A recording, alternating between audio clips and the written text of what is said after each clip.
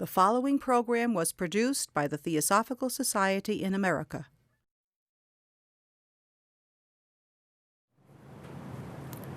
Dear friends, at the outset, I would like to thank the organizers, I think Betty, and all the others who have helped her in giving me this opportunity to present some ideas which on this, I think, a very important field of yoga psychology. I must confess I'm in multiple jet lags and I apologize if it's not very organized in presentation. In the journey to higher consciousness, there are two important components. One is the human effort, and the other is the divine grace. They have to go together. I think each one of us has made the effort. You have made the effort of your time and the sacrifice of money to be here. The speakers have made some effort to be here, and now it's up to the divine grace to be with us in this 1 hour, and hope that this talk will yield the fruits for us in our day-to-day life.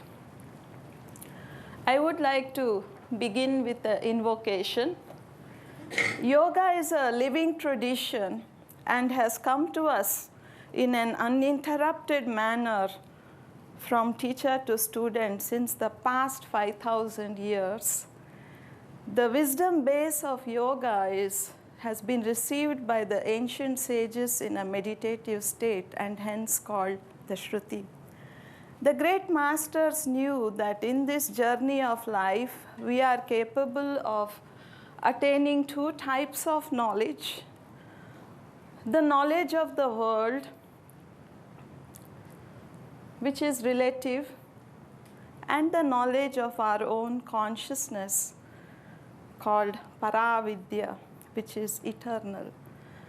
So the great masters also say in any journey to attain the highest consciousness, the three types of obstacles come to us: Adi Daivik, Adhyatmik, Adi Bhautik. Sometimes we have to face challenges from our own mind, Adhyatmik. Sometimes challenges comes to us from the plane of the gods, Adi Daivik, karma, and so forth. And sometimes challenges comes to us from the environment in which we live, Adi Bhautik. So these are the three types of suffering that come to each one of us, and how to overcome them. So the great masters say, be in a prayerful attitude when we do the invocation. I am now going to invoke the blessings of the ancient masters of wisdom so that in our own life, these three obstacles do not bother us. I request you to be in a prayerful state of mind.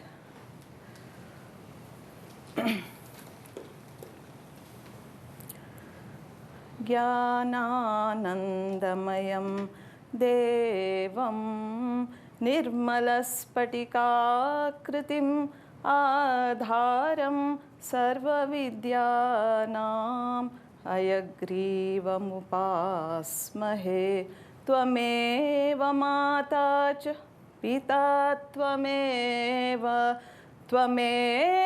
बन्धुश्च सखा त्वमेव विद्या द्रविणं त्वमेव सर्वं मम देवदेव यं ब्रह्मा वरुणेन्द्ररुद्रमरुतः स्तुन्वन्ति दिव्यैस्तवैः वेदैः साङ्गपदक्रमोपनिषदैः गायन्त्यं सामगाः ध्यानावस्थित तद्गतेन मनसा पश्यन्त्यं योगिनः यस्यान्तं न विदुः सुरासुरगणाः देवाय तस्मै नमः। गुरुर्ब्रह्मा गुरुर्विष्णुः गुरुर्देवो महेश्वरः गुरुर्साक्षात् परब्रह्मा तस्मै श्री गुरवे नमः. Thank you very much. I will just share with you why I came to yoga psychology. My main interest in coming to psychiatry or studying medicine and psychiatry was to see what are the various guidelines available to stay in a state of love and happiness. That was my search. And I went to my professor the first day I entered. I asked him, "Sir, could you please define to me what is mental health?" And he said, "Why don't you go to the library and read up for yourself?" So I did as he suggested. I went to the library and I looked at all the books. I searched. To my surprise, I could not find a single book telling me what is mental health. Most of the books were on abnormal psychology. So I took a book, I read it for about 6 hours, and I observed my mind. It had become depressed. Reading all about anxiety and phobia and obsessions and so forth. Then I went home. My father, I think he was one of my most important teachers. He's no longer in his body, but he was a great mystic, I believe. So I took a book from one of his shelf and read it on mystics and observed my mind. It had become cheerful, expanded, elevated, reading all about love and so many higher emotions. It just nourished my soul. I decided for myself that the words of Swami Vivekananda is indeed true. He said, "Every word in the psychology and philosophy of yoga speaks to me of mental strength, and mental strength." Of course, we've had great psychologists like Freud. He spoke about the conscious and unconscious. Then we have Jung, who enlarged his vision by introducing the collective mind and archetypes. Then came Maslow, who I feel very close to somehow, because Abraham Maslow, he brought in 2 important concepts. He said, the whole aim of human life is to actualize the potential that we already have. That should be the aim of psychology. And to help us in that, he said, he used the word resacralization, reconnect to that which is sacred. Can we broaden our perception to include the sacred? To me, this is the essence of healing. Sri Aurobindo said, "What is yoga?" He said, "Yoga is the ability to see the unmanifest in the manifest." Such a person is a yogi. A student goes to the Zen master and says, "Master, why do people worship you?" Because when we look at your life, you're just like any of us. You know, you eat the same food as us. You even sleep the same number of hours as us. You laugh at the same jokes, and yet people revere you as a master. What is the secret? And the great master says, he laughs, he says, "Yes, because I have the ability to see an eagle in an egg. I have the ability to see a butterfly in a caterpillar, and I have the ability to see a saint in a sinner, and that's why I'm revered as a master. In this lies the secret of transformation. The whole teaching of the Upanishads, it is to help us transform our perception. You know, Jiddu Krishnamurti, whom I had the opportunity to hear many times, he would say enlightenment is sudden. It can be just sudden. It can just happen. And it's just a question of transforming our perception. And this is what Abraham Maslow referred to when he said resacralization. Can you learn to see the sacred in each person?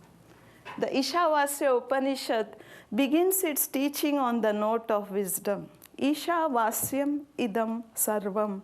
Isha is God. Vasyam resides. Idam sarvam. In every creation, God is residing. Do we have the eyes to see it?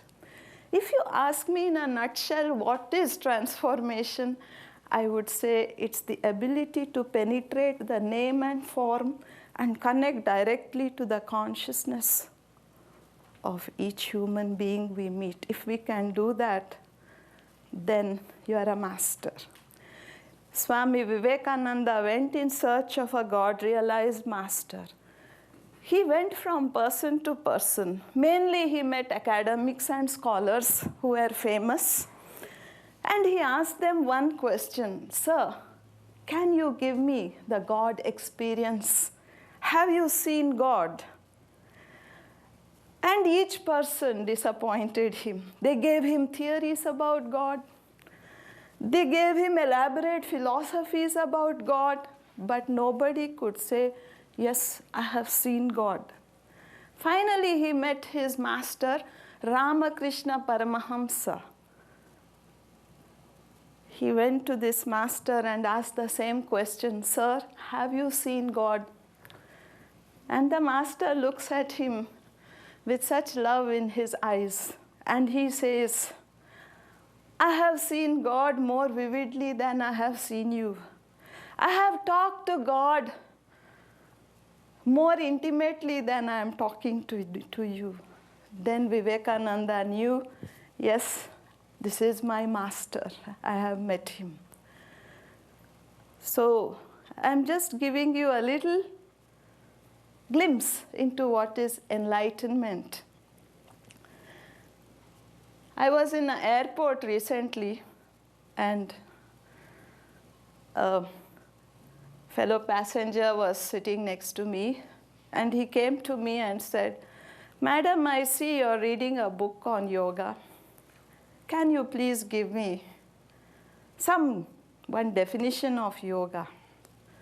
So I asked him, "Why do you want to know about yoga?" I looked at my watch, only 5 minutes to catch the plane. How can I exhaust such a vast subject? I told him in 5 minutes, I just cannot share with you what is yoga. It's a big challenge to me. Then he said, "I'm coming on your same plane, madam, so we have time. You please tell me something about yoga." He was very persistent. And in yoga, we say persistence should be always rewarded. So I asked him, "Why do you want to know?" And he said, "I have a girlfriend who is interested in yoga, and today I want to propose marriage to her. So I want to impress her with at least one definition of yoga." I thought, okay, his intentions are honorable. So I wrote him 3 definitions of what is yoga. It came to me just like that. And now after thinking over, after so many years have passed, I still feel these 3 definitions give us the entire essence of yoga psychology, how to bring it about in our daily life. I hope you are interested in these 3 definitions. Let me start. Yoga Chitta Vritti Nirodha, which I think all of you are familiar, given to us by the great master Patanjali. What is yoga? Yoga is the ability to quieten our mind, conscious ability to quieten our mind, so that the divine consciousness can radiate. There was a Zen master living on the top of a hill. A thief comes in the middle of the night and wakes him up. He says, "Hand me over all the belongings." The master removes the loincloth he had, that was the only possession, and gives it to him. And the thief slinks away. And the master thinks to himself, "Alas, I could not give him the capacity to enjoy this beautiful moonshine on the waters." So who is a yogi? Yogi doesn't necessarily have to be doing some kind of a practice. Yoga is a state of mind where we feel connected to the divine consciousness. Yoga means union. Yoga also means integration. A student who came to one of my workshops in London, he asked me this very important question. He said, "I've read so many books on yoga and I have gone to so many teachers. I have a lot of information about yoga, but I have not been able to do any change in my life. I can't change. What is blocking this?" You know, many of us have this problem, I think. We have a lot of understanding and wisdom, but somehow we are not bringing it out into our practical life. What is the main obstacle? I like this question. I thought it's one of the best questions I've received. And I thought a lot about it. For example, all of us know we want to give up anger. But can we in our day-to-day life? You know, Jiddu Krishnamurti spoke a lot about conditioning. The mind is so programmed to suffering. It's hard to let it go. So the best solution I could give to this young man was what Aurobindo has given to us. Aurobindo said, we cannot change or transform. Transformation implies a radical revolution in our psyche, letting go all the factors that is blocking our connectedness with the divine. Ramana Maharishi says we are already connected to the divine, but we are not aware of it, that's all. What is yoga? Yoga is simply to remove the obstacles that are blocking us from continuously feeling connected to the sacred consciousness that is existing in us. We are already connected. There's nothing for us to do, really. It's more to undo. So Aurobindo says the best way to change, the only way we can change is when every part of our being cooperates for change. See, many times one part of us wants to change and another part doesn't want to change. There's a battle. The body has to cooperate. The mind has to cooperate. Our emotions have to cooperate. Our intellect has to cooperate. Only then the change is possible. I think this is what the great masters talked about. There has to be an urgency in us for the change to happen. So yoga chitta vritti nirodha, this is one definition. Can we quieten our mind to a state of stillness? The second definition comes from Bhagavad Gita, which says, Yoga karmasu kaushalam. What is yoga? Yoga is I would like to interpret it as the ability to act intelligently in our day-to-day life. That is yoga. Now you'll ask me the next question, what is intelligence? Very difficult question to answer, because I remember when I was a student of psychiatry, I had to answer a theory question on intelligence, which was given 30 marks, the question. And I remember writing 17 pages on various theories of intelligence. And now I have only one simple definition. What is intelligence according to the yogis? Intelligence is the ability to act in life without creating suffering for others nor creating suffering for oneself. That can be called as intelligence. I remember talking to a young boy who had failed in his exams. His mother brought him to me. The parents said, "Doctor, we want you to talk to our boy because he failed in the exams." So I asked them, "What do you want me to do? You want me to do an IQ test? Maybe check his intelligence?" They said, no, he's quite intelligent. We don't want you to do all that. But we are concerned because he failed, but he is not crying. He should cry at least. So I sent the parents out. I talked to this young boy. I said, "Why is it you're not crying?" He said, "Doctor, you please tell me one good advantage of crying." One advantage. I don't mind crying, but what is the use of crying? Because I have failed in my exam. I know the solution. I have to read, study hard. And top of that, why I should cry? So I sent this boy out. I called the parents in. I said, "Look, your child is a born genius. It would be criminal on my part to change his attitude. To me, he is a yogi. He chose to be happy instead of choosing suffering." There's a beautiful story from the Zen masters about how difficult it is to overcome the conditioning. So the intelligence is the ability not to cause suffering to others. This is what Patanjali says, ahimsa, non-violence. He also says non-violence is not just the absence of violence, but the presence of love. Because when we are in a state of love, we don't hurt. If we are causing disturbance to others, there is something wrong in our ability to love. We have to question it. Third definition from Bhagavad Gita, yoga, dukkha, samyoga, viyoga. Is it too much for you? I know it's difficult to concentrate in the afternoon. This is one of my favorite definitions of yoga. Yoga, dukkha, samyoga, viyoga.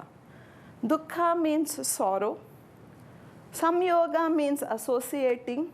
Viyoga means dissociate. So Lord Krishna smilingly tells his favorite disciple Arjuna. You know, Arjuna was in a state of great mental conflict on the battlefield. There was an agony in his soul. He did not know what is right action. His decision-making capacity failed him at that time. Sometimes we are all confused. You know, it bothers us whether this is right action or not. So Arjuna just gave up. He threw the bow and arrow on the battlefield and just surrendered to Lord Krishna. "Oh Lord Krishna, you guide me." And Krishna smilingly addressed Arjuna and he said, "Arjuna, the wise person is one who does not grieve, neither for the living nor for the dead." To me, this is the most important psychological teaching in Bhagavad Gita. Krishna very clearly said, who is a wise person? He is one who has transcended all shades of sorrow and suffering. Only such a person can be considered wise. Ramana Maharishi said, the best help you can do. You know, many times we suffer. Sometimes our suffering is not because of our own problems. Our suffering is because of others' problems. Have you observed it? You know, sympathy. Compassion has two aspects, sympathy and empathy.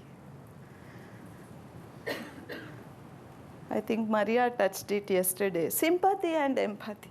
Sympathy is to identify with another person's sorrow and suffering and feel the pain yourself. Sympathy is human, empathy is divine. Sympathy is good. It shows that we feel the connectedness at a human level. But empathy is divine. You know, sympathy, one person is suffering, now second person is suffering, then we need a third person to help both of us. So it doesn't necessarily satisfy the definition of yoga. Yoga is to dissociate from all shades of suffering. You know, Lord Krishna is the best example of empathy. Though his favorite disciple Arjuna was in the throes of a mental breakdown, Krishna did not get agitated or worried. He smilingly addressed Arjuna. That empathy is to be rooted in your own positivity. And from that place, you offer the counseling. Because Krishna was so rooted in the divine consciousness, he could uplift Arjuna, not only to his original state of functioning, but he restored Arjuna to the superhuman levels of functioning. Sri Aurobindo says, the animal was the laboratory on which nature worked to produce the human being. And the human being is the laboratory on which nature is still working to produce the superhuman being. This is the vision of yoga. So in the journey of yoga, there are two fundamental transformations that have to happen. The great masters say we have to overcome all our subhuman emotions, such as violence, such as aggressiveness, such as this competitive struggle we go through. The second transformation is human to superhuman. If you ask me what is Bhagavad Gita all about, it is about the second transformation. It has very valuable psychological guidelines how to transcend from human to superhuman. I'll share with you a story on the lighter side. I like a little bit of humor, otherwise you get too tired. All the people gathered together and prayed to God.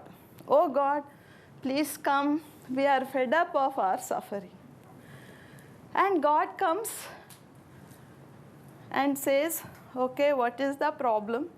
And the people say, we all have so many problems, we want to get rid of it. Please help us. Then God says, see, I cannot remove the problems just like that. You know, they're all due to your past life karmas. I can't just get rid of it just like that. But I can do one thing. Whoever you are envying or whoever you think is having a better life than you, no, I can exchange your problems.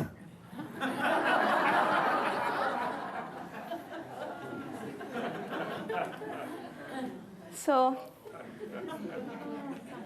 people said, okay, that's better than what we are suffering. So everybody, God said, you dump all your problems. A huge mountain of problems was created. Then God told the devotees, you take the problems you prefer. And each one takes. You know, many times in life we envy others. Part of our suffering comes from comparison, isn't it? We always feel the other person is having a better life than me. So each one takes whoever they envied, their problems, and they go home very happy. After 2 weeks, they all gather again and again pray to God. God appears. He says, now what? What more you want? They said, sir, oh God, please give us back our own problems. We are more miserable than we were before. Just a joke to say how attached we are to our own problems. I remember a lady who came to one of my workshops, which was on yoga psychology, the psychology of happiness. I feel yoga psychology probably is the most evolved psychology that is present. Yoga psychology is intimately linked to its philosophical teachings, such as the Upanishads, the Bhagavad Gita, Brahma Sutras, Patanjali Yoga Sutras, and all the other texts of yoga. And the great masters, they have presented yoga as a complete science. They knew the interconnectedness between the philosophy, the psychology, and the practices. You know, whatever we have, our values, our beliefs, it colors our psychological attitudes, which again is reflected in our bodily health. That's why in yoga we sometimes work with the body, asanas, pranayama, and so forth, because when the body is purified, the mind also becomes more cheerful. And when mind is more cheerful, we can relate to the world better. Or Jnana Yoga, you work on the philosophy, on changing the outlook to life, on deepening the understanding of yourself, of the world around you. Definitely it makes its impact on your psychological attitudes, which in turn will improve your physical health. That's why I say yoga is a complete science. You know, Jung said there are 4 types of people. Some are intellectual, some are emotional, some are interested in service, and some are intuitional. So accurate, his observation. The yogis have given us Jnana Yoga, Bhakti Yoga, Karma Yoga, Raja Yoga. The intellectuals get attracted to reading Upanishads and so on. The Bhakti people, the feeling people, they like Bhakti practices. Like me, I love devotional practices. You know, there's an interesting story about devotion. There's a priest and a taxi driver. Both of them die. The priest goes to hell, taxi driver goes to heaven. The priest asks Jesus Christ, what type of judgment is this? Whole life I have been talking about you, and you send me to hell. And this taxi driver, he hasn't even thought about you, and he goes to heaven. What type of judgment is this? And Christ says, yes, you spoke about me, no doubt. Whole life you spoke. But everybody in your congregation went to sleep. And this taxi driver, whoever sat in his taxi, they would pray to God, oh Christ, please save me.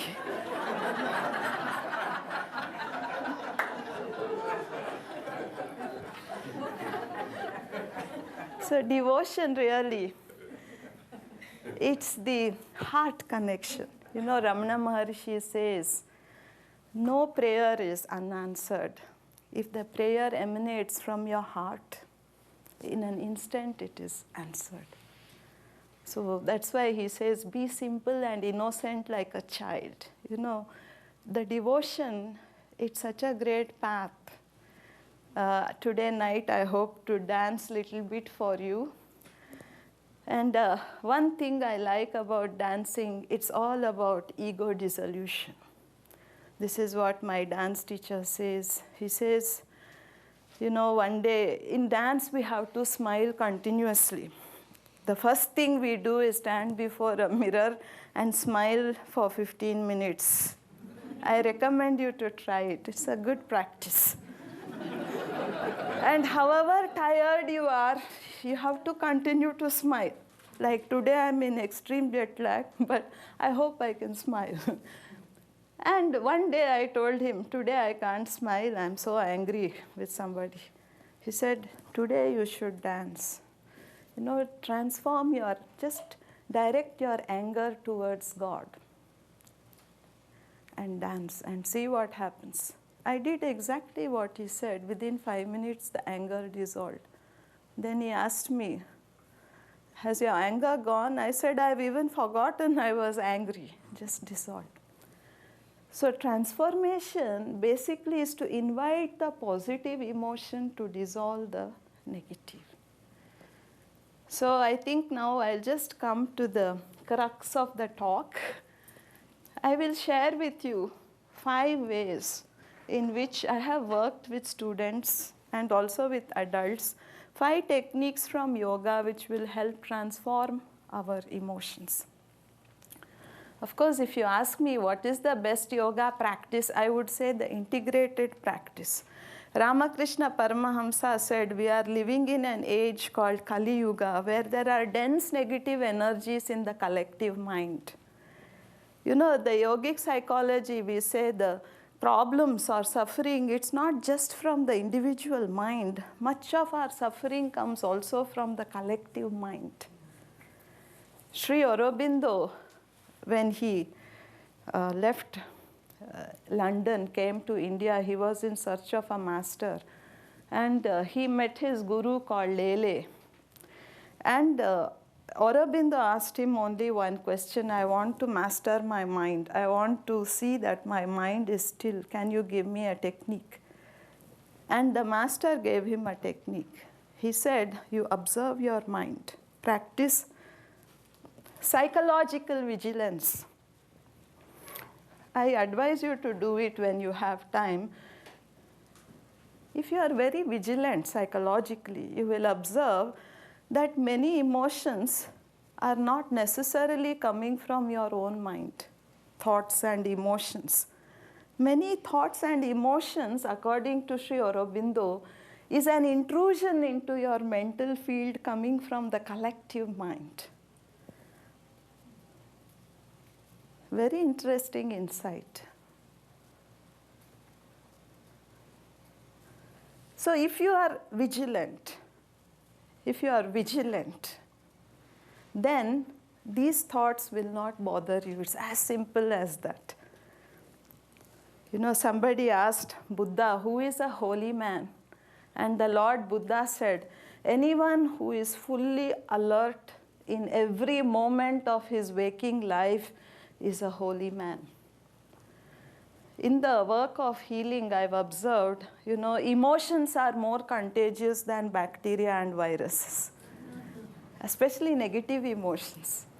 Many of our emotions are not necessarily coming from our own memories or desires. We are picking it up in sympathy through those with whom we interact. Have you observed it?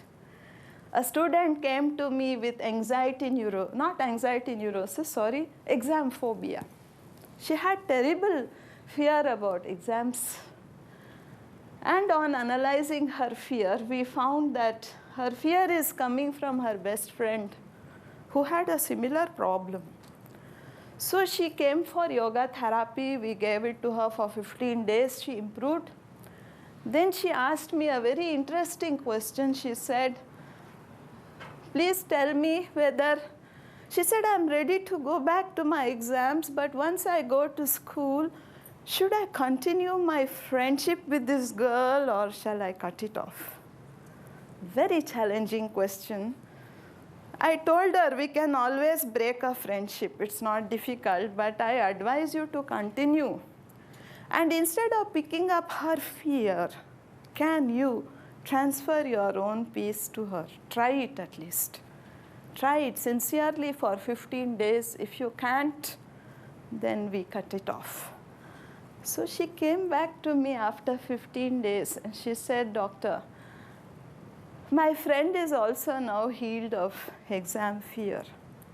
She's a simple girl of 12 years could do it. To me, this has the essence of healing. Healing is, a healer has to have 2 qualities. According to Maslow, a healer has to be able to connect to the sacred. If you want to heal or help others, Ramana Maharshi said, the first work you have to do, you have to remove suffering in yourself. Because we are always transferring our emotions, even to the client with whom we come in contact, we are transferring these emotions.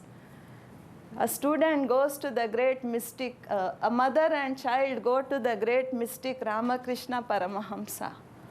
And the mother tells the master, Master, You please advise my son not to eat sweets. Because his doctor has told that sweets is not good for him. The master said, you please give me 3 months and come back. Now, why did he want 3 months? Because he himself had a habit of eating sweets. He had to work on it. See, this is a real master. No, they don't talk much. Swami Vivekananda stood on the world platform of religions. What is that? The World Parliament of Religions in Chicago. You know, I am reminded of that since we are in Chicago. I think in 1875. He was an unknown monk, not well known to the West. And he said, brothers and sisters of America. And the audience gave him a standing ovation. Why? Because he had experienced it. He's talking from the heart. This is the essence of healing or transformation. So Ramakrishna worked on himself for 3 months, gave up eating sweets. When the mother and son came to him after 3 months, he just said 3 simple words. He said, don't eat sweets. And the child gave it up. The great master Ramana Maharishi, you know, he got enlightened at the age of 16 years. He had a terrible fear of death at the age of 16 years, just a schoolboy. I have put up his photo. He inspires me a lot. And he was just an ordinary schoolboy. Suddenly he was overpowered by this fear. He did not consult any relatives or friends or any psychiatrists. I'm so glad, otherwise we would have lost an enlightened master. Instead, he observed his mind. He just lay down on the ground. He put his whole body in the posture of death. He said, okay, my body is dead. He observed his mind was still active. He immobilized his mind. And suddenly he discovered consciousness, which is eternal. Consciousness, according to the Upanishads, is that from which creation arises, that which supports the creation, and into that into which creation dissolves. That is consciousness. It is unborn, it is eternal, it is immortal. Imagine in one moment, Ramana Maharishi, a 16-year-old boy, became enlightened.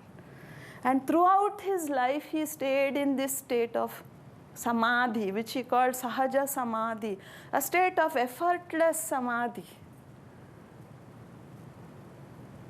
He went to the holy mountain Arunachala, entered the temple in deep meditation for 6 months. Then he went into the caves on top of the mountain. His mother joined him at one point of time to plead with the master, oh master, please come back. No, she got news that her son is sitting on top of a mountain. She wanted him to come back home. So she pleaded with the son, young son, please come back. I will make all arrangements for you at home to continue your spiritual life. At that time, the master was not talking. He was in silence. He wrote a chit to his mother. He said, who is the mother? Who is the son? We are all the same consciousness. Fortunately for him, his mother understood what an elevated state her son had attained. So she did not disturb him. Instead, she came and lived with him on the adjoining cave in the mountain and cooked for all the devotees. You know, for any master or the teachings of a master to flow forth, somebody is required. For Aurobindo, the mother came. For Ramana, his mother came. For Ramakrishna, Vivekananda came. So this is how the teachings have been transmitted. I'm As I told you, it's very difficult for me to communicate everything I want to communicate to you. I feel this is not a human intention we are here together like this. Really, I feel this is a divine intention. You are not sitting here by your own choice. I am not speaking here by my own choice. I feel God has brought us together. And I'm trying my best to share some things. So many thoughts are pouring into my mind. I don't know what to share and what not. But I would like to say, the great masters, they did not necessarily speak much. Ramana Maharishi said, what is the use of talking too much and creating confusion in the minds of the audience? It is better to stay in holy silence and radiate it so that those who come can go away feeling the peace and love. Somebody asked me this question, do the masters have emotions? Very interesting question. The great master, Sri Aurobindo, has said, when a master reaches samadhi, then the divine energies flow through him. We can't call it as emotion, but transmissions. He said there are 4 divine energies that flow through an enlightened being. Mahalakshmi, Mahasaraswati, Maheshwari, Mahakali. Mahalakshmi is the force of unconditional love. You know, Jiddu Krishnamurti said, if you can love even one person unconditionally, you will be enlightened. The path of love. Mahasaraswati, intuitive intelligence flows through such a person. Sri Aurobindo said, I did not write a single word in my books, the words flew through me. Mahasaraswati. When this intuition or 6th chakra opens, knowledge becomes the hunter. Till this chakra opens, we have to hunt knowledge. You have to read books, attend seminars, and so forth. But when this chakra opens, knowledge becomes the hunter. Helplessly, one has to write or speak or engage in poetry or music, whatever. Maheshwari, around the yogi is a field of harmony. You know, Ramana Maharshi was so absorbed by love. What is the love of a master? There is no likes and dislikes. It's the flow of pure love, which, you know, many people would ask Ramakrishna, many of his academics, devotees would tell the master, why you are so partial in your love? Why you are giving the same quality of love to a prostitute as to us. It's not fair. All categories of people receive the same love, then what's the use of all our learning? The master said, alas, my eyes are helpless. When anyone sits in front of me, I can only see the Divine Mother in them. Forgive me. This is what Swami Vivekananda wrote of his master. My master has the most beautiful eyes. They have lost the capacity to see the negatives in any human form. According to Vedanta, each manifest creation has 5 properties: Nama, name; Rupa, form; Asti, it exists; Bhati, it has consciousness; Priya, it is lovable. Each person sitting here is lovable because the divine is there in each person. The main challenge to us psychologically is, can I penetrate through the name, through the form, and contact this consciousness? Abraham Maslow has given another hint to healers. He says, transform your perception from critical perception to loving perception. A girl came to me who had inferiority complex. And she talked to me for a long time. I listened to her patiently. She spoke mainly about her deficiencies. She was a good-looking girl, came from a good family, but she said, I'm always comparing myself with others better than me, those who are richer than me, those who are more talented than me, and so forth, and I'm suffering. I have this depression because of inferiority. Then I told her, I listened very patiently to you. Now you tell me 16 good things about yourself. I would like to listen.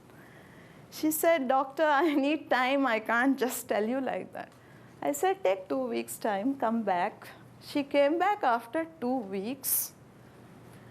In fact, she changed so much, I couldn't ask. She came back after 2 weeks. She said, I have discovered 2 good things about myself. I said, what is it?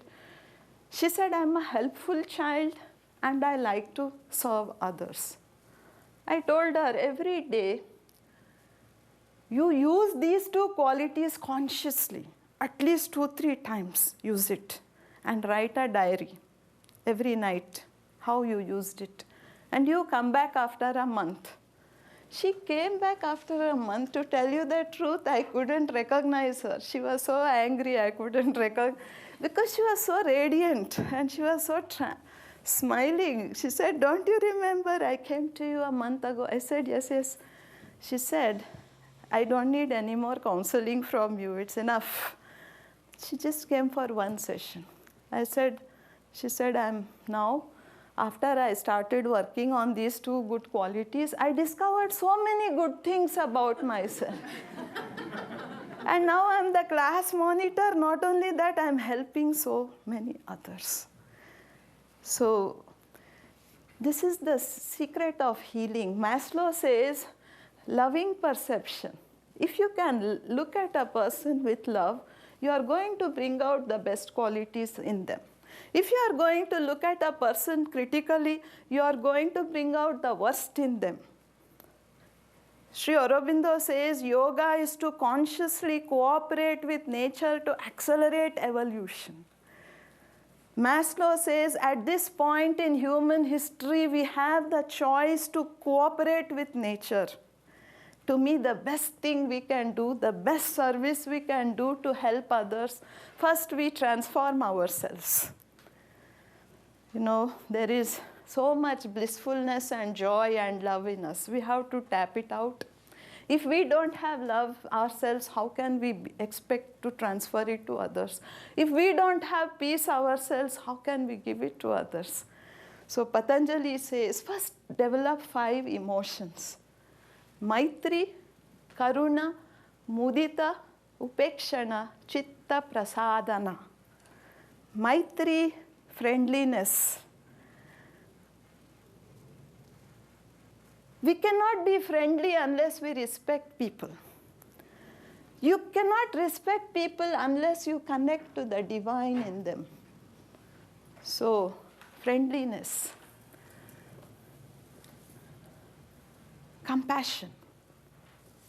Not sympathy, but empathy. Mudita, can you rejoice when people around you are happy?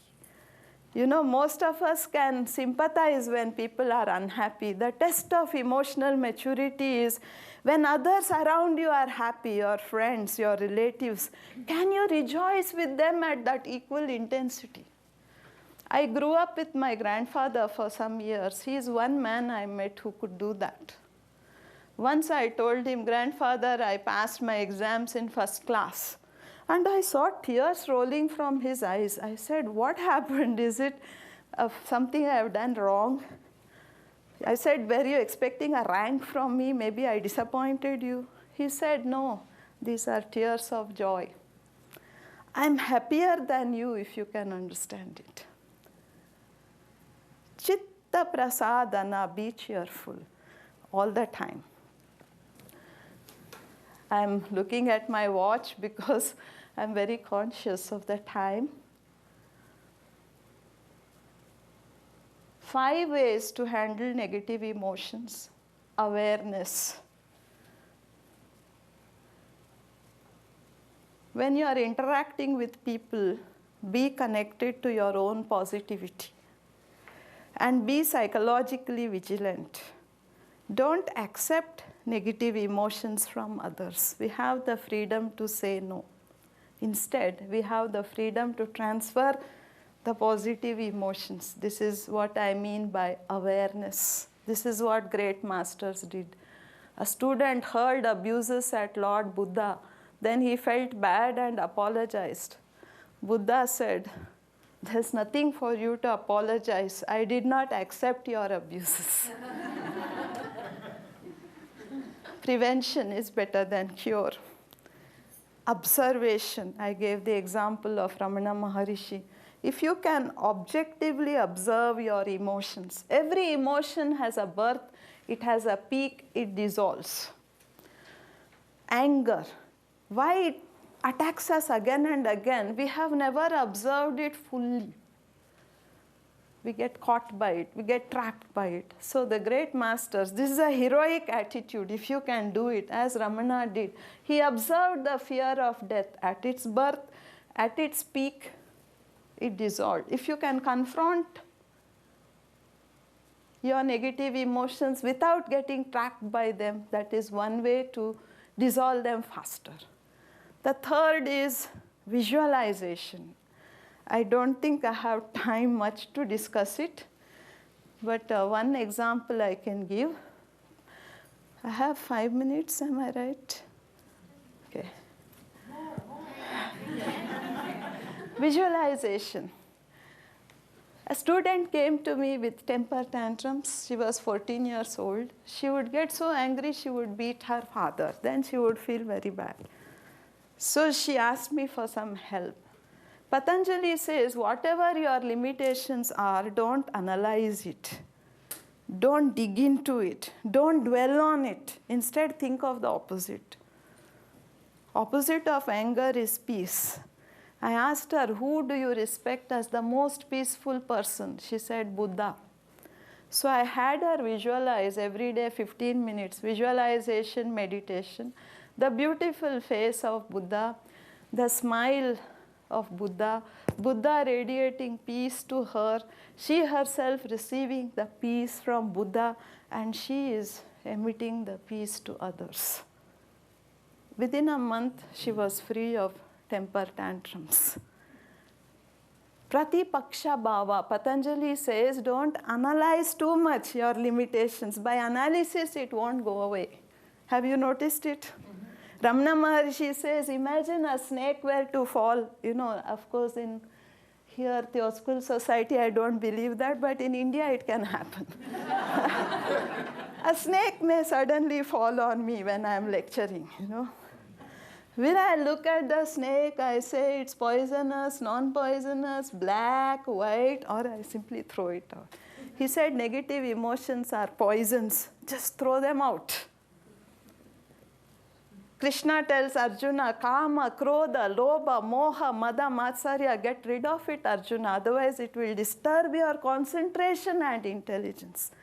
In my own work with children and suffering people, I have noticed too much negative emotions disturbs concentration and disturbs memorization. So it's important for us, whereas if we are positive, or not only, you know, one scientist has said negative emotions, it will age you by 3 months. At least next time you get angry, ask the question, is it worth aging 3 months? And positive emotions, it enhances the well-being, not only physical but psychological, improves our concentration.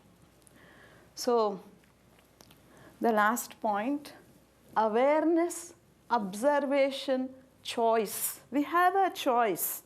The great masters say you have a choice. You can react this way, you can react in another way, or you need not react at all. You choose your reaction wisely in your interactions with others. My own professor in psychiatry, he did a very important work on himself. He used Patanjali Yoga Sutras and got rid of his temper tantrums. I mean, all types of anger. But he still had irritation to the mosquitoes. No? So he closed himself in a room, 36 hours, surrounded with mosquitoes, and meditated. And after 36 hours, he came out. He said, my irritation with mosquitoes is also conquered. After that, he wrote his thesis, Theory of Personal Autonomy.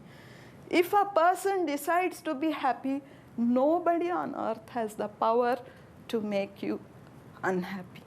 It is we who permit others. Finally, dissolution. So 5 ways to overcome negative emotions. First, be alert. Say no to the transfer of negative emotions. Build up your own positive emotions. If you ask me in a simple way, what is yoga? I'll say improve your stamina for peace, improve your stamina for love, improve your stamina for happiness. We all have glimpses of peace, love, and happiness, but we lose it very fast.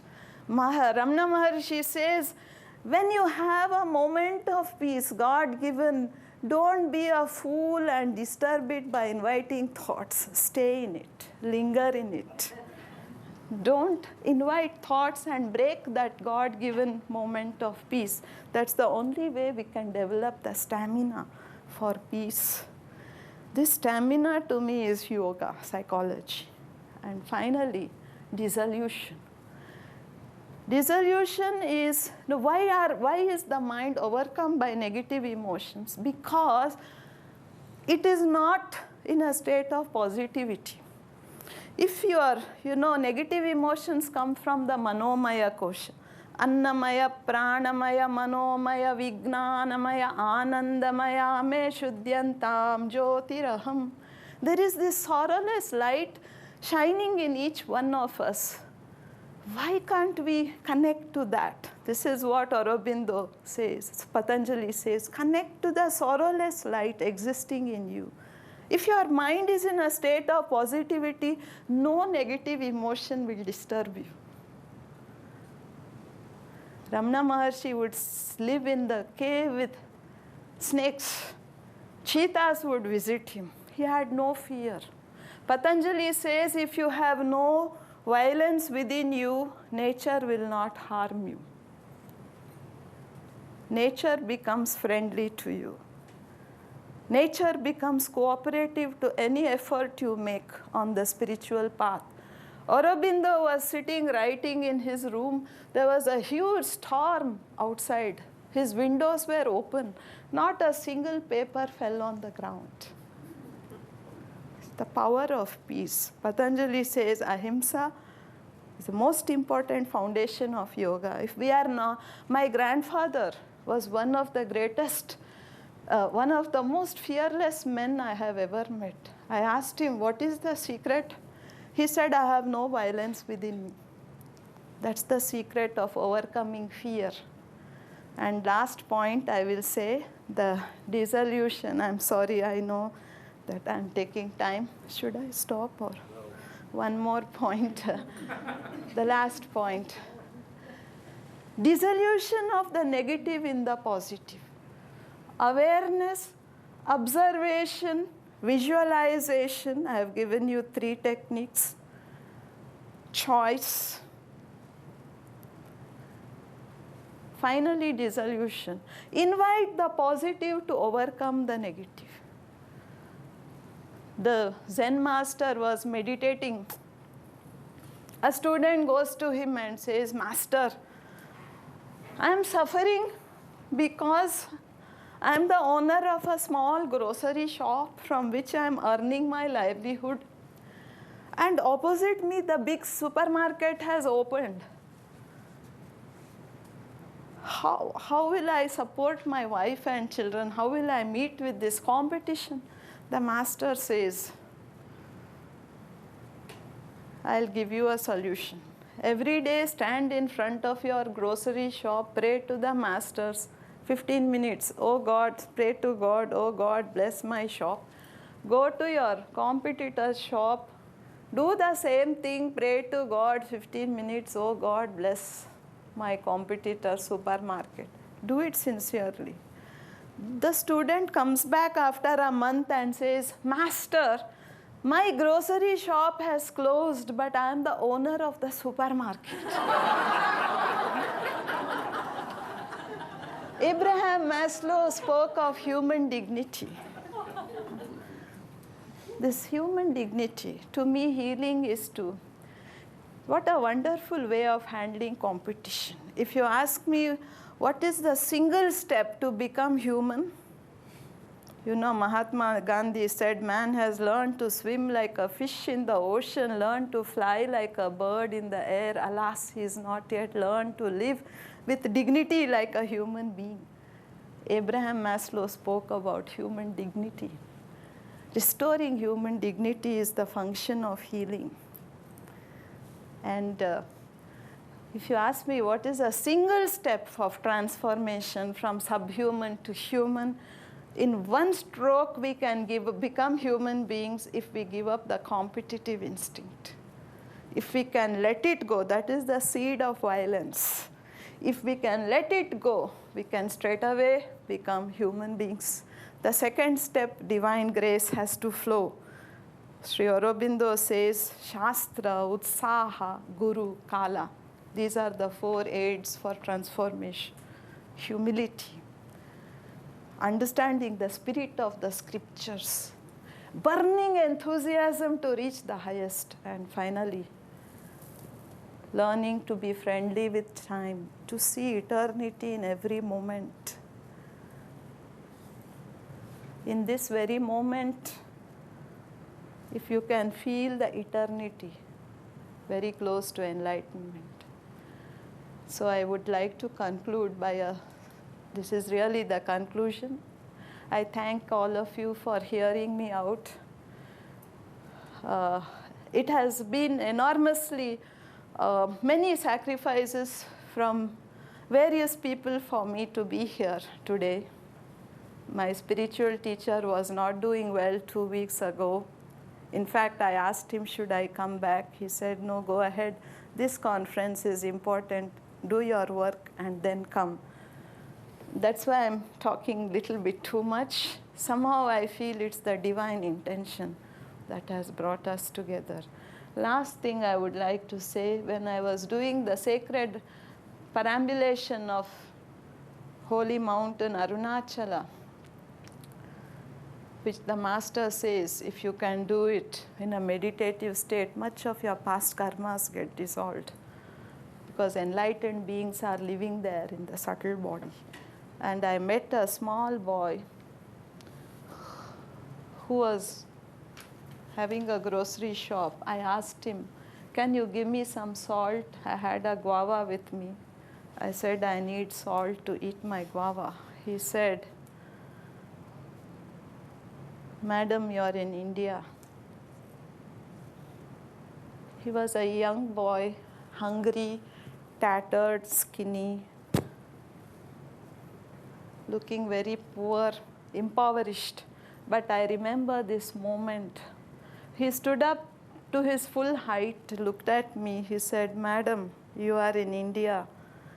In India, we don't charge money for water and for salt. Tears rolled from my eyes. I understood what is human dignity. The great masters have clothed all of us with this human dignity. Om Purnamadah Purnamidam Purnat Purnamudachyate Purnasya Purnamadaya Purnaveva Vashishyate. The great theosophical masters have said, each one of us is divine.